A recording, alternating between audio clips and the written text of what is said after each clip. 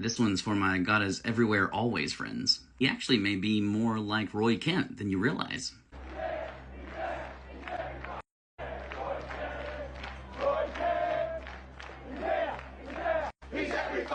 Welcome back to Pesky Passages, where your favorite doctrines face serious challenges and we learn to ask better questions along the way. This is part 3 of my Omni-God series, exploring how the Bible wrestles with God's power, knowledge, presence, goodness, and consistency.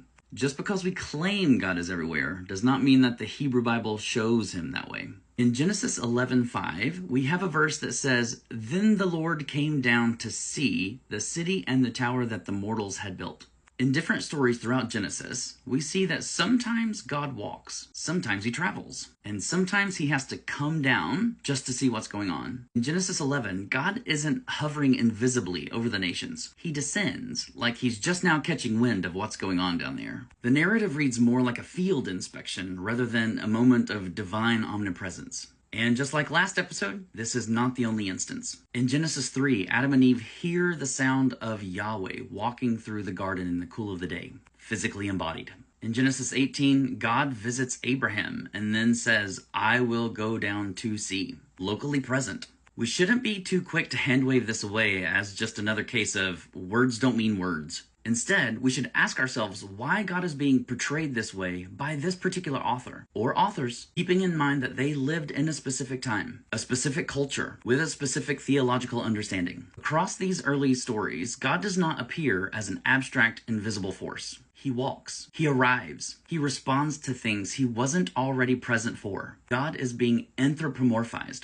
just like all the other ancient Near Eastern deities were at this time. And this isn't just a quirky storytelling device. It's theology with fingerprints. According to the documentary hypothesis, the idea that the Torah is a stitched together collection of sources written by different authors in different eras. This passage comes from the J source, and J consistently portrays God as embodied, reactive, and local. Not because God isn't powerful, but because this particular author pictured him that way. It mirrors what we see across ancient Near Eastern literature. Gods who live in the heavens, but descend in order to act or explore or judge. Presence wasn't assumed. It had to be initiated. Omnipresence?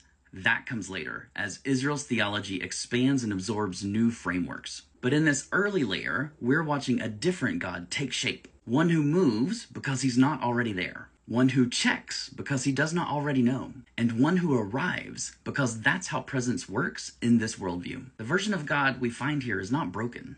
He's just older. So yes, we may chant that God is here, God is there, God is everywhere, but at least in Genesis, he's more Roy Kent than Radiant Mist, a legend incarnate walking from place to place, with slightly less colorful language.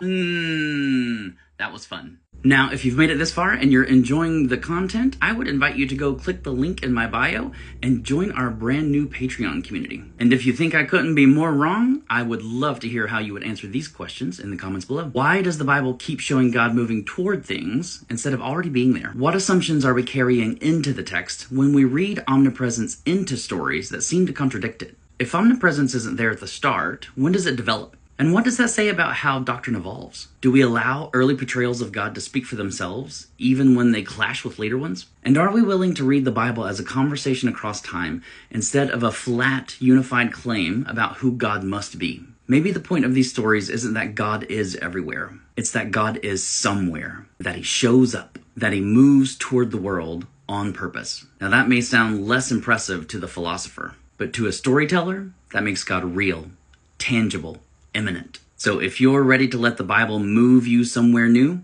you're in the right place. Come along. You're welcome here.